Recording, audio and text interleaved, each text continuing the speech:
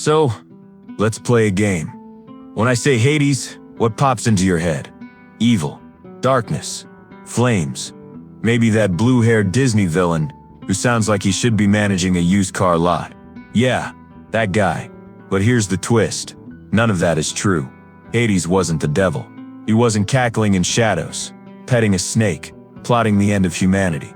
If anything, he was the only adult in the entire Greek god family. And that family was basically one long episode of Keeping Up with the Olympians. Think about it. Zeus couldn't keep his pants on. Poseidon had more mood swings than a reality show contestant. And Hades, he just clocked in, did his job, and clocked out.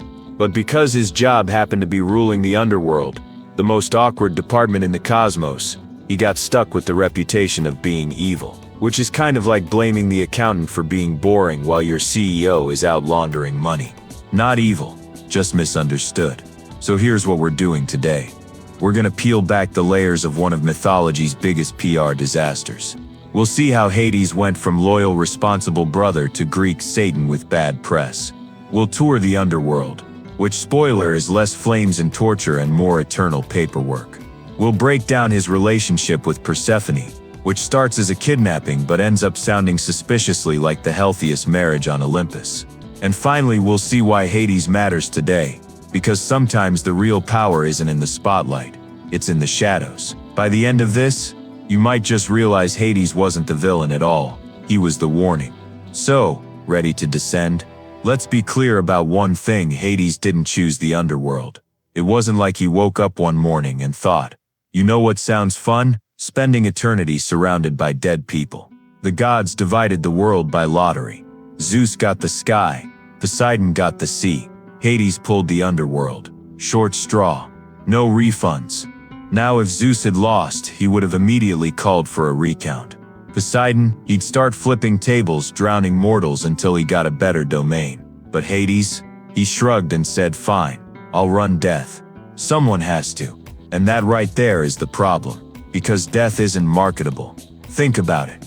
Zeus gets thunderbolts. Flashy. Poseidon gets earthquakes and waves. Dramatic. Hades, he gets silence. Darkness. The one thing humans don't even like talking about. So naturally everyone avoided him. The Greeks rarely said his name out loud. Instead they used nicknames like the Unseen One, or Plot, meaning wealth. Because technically all the riches underground, gold, crops, precious metals, belonged to him. That should have made him look generous. The god of wealth. But nope, instead it made him even scarier. Like some kind of supernatural landlord who owns everything under your feet. And here's where the PR nightmare begins. People feared death. They feared the guy in charge of death. And what happens when people fear something?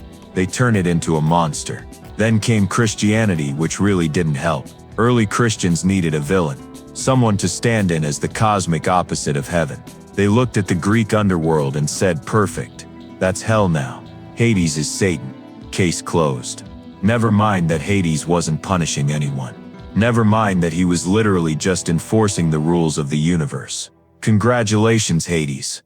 You're evil now. Fast forward to the Renaissance, the Victorians, and finally Disney's Hercules, and Hades becomes the sarcastic flame-headed demon we all know. And with that, thousands of years of character assassination were complete. But here's the tragic comedy of it all. Out of the three brothers, Hades was the least dangerous.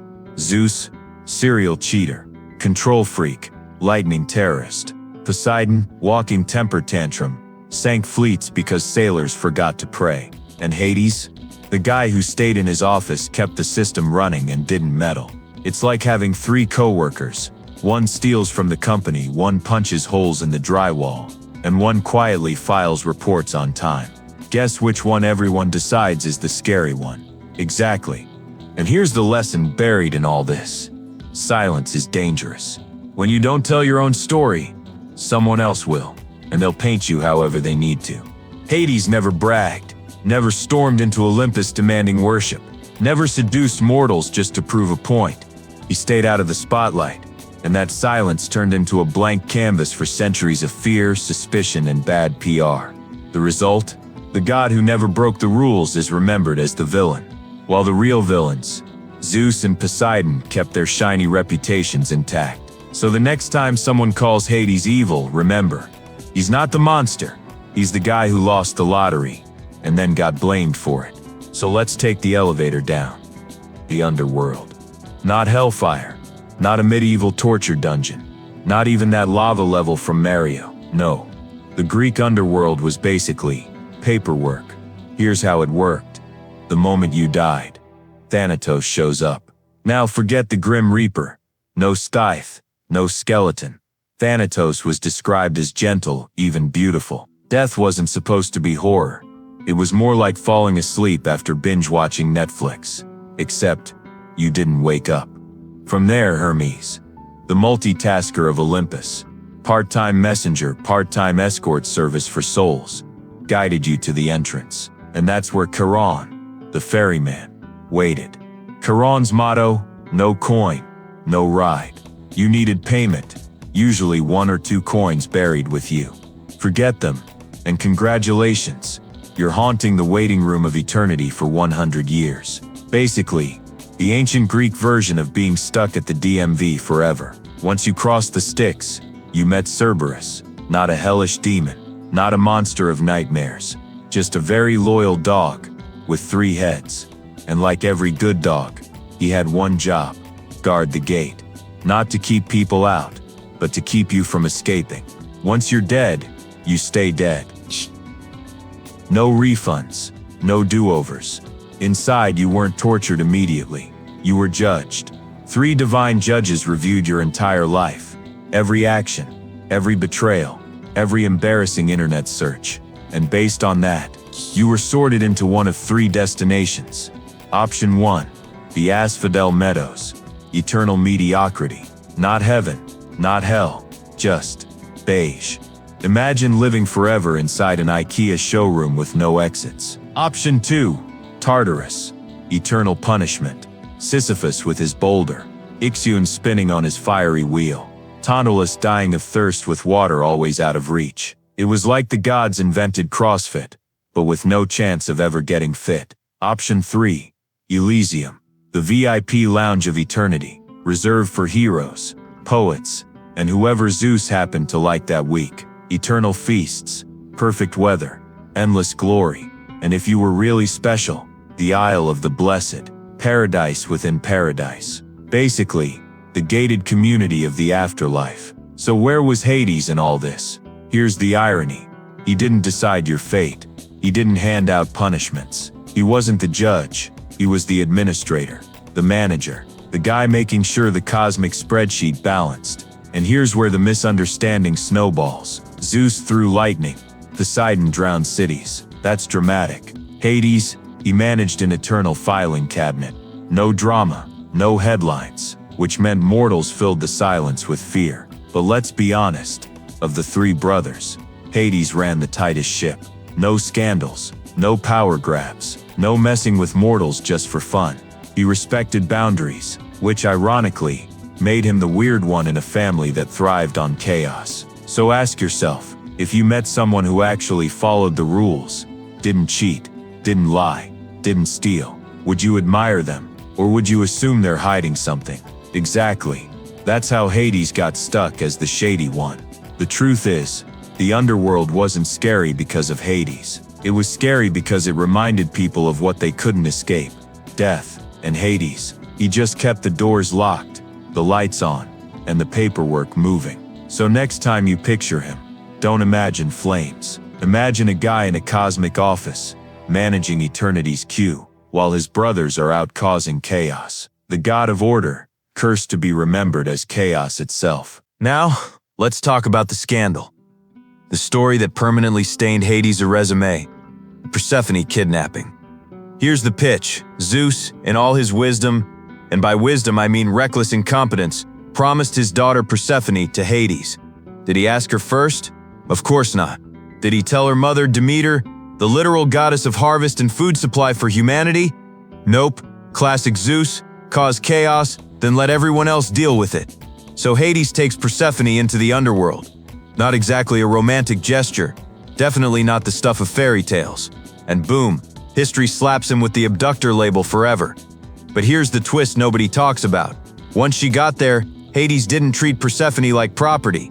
He made her queen, an equal partner, shared his power, shared his throne, stayed loyal, which in Olympus standards was revolutionary. I mean, Zeus couldn't even stay loyal through a single thunderstorm. Poseidon was busy networking with every mortal maiden who crossed a beach.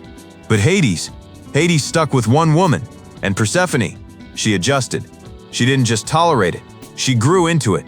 She became Dread Persephone, ruler of the Underworld, feared and respected by gods and mortals alike.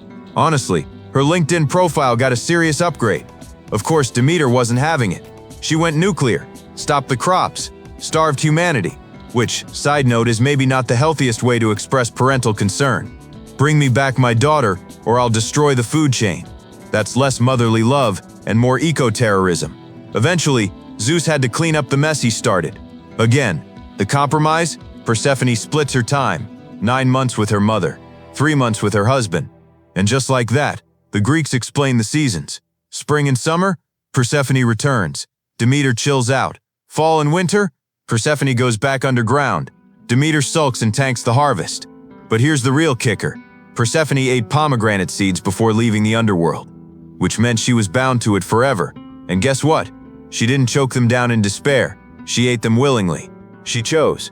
So was this a kidnapping, or was it the story of the first power couple in mythology? Depends on who's writing the PR campaign. Because if we look closely, Hades wasn't evil.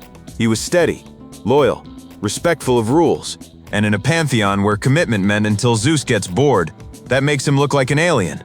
But history doesn't reward the quiet ones, and Hades, for all his order and loyalty, stayed quiet, which let others rewrite him into the monster we think we know. So, let's recap. Hades didn't cause death, he organized it. He didn't torture souls, he just managed the afterlife. He didn't cheat, rage, or meddle like his brothers. He ruled in silence, and that silence turned him into a villain in our eyes. The truth, Hades was the god of order, cursed by bad PR. If this episode made you rethink who the real villains of Olympus were, hit subscribe, because myths aren't just about the past, they're mirrors of today. And in the next episode, we're going even deeper into the dysfunction, so ring that bell. You do not want to miss it. Thanks for listening. Stay curious, stay sharp, and remember, real power doesn't need the spotlight. Just ask Hades.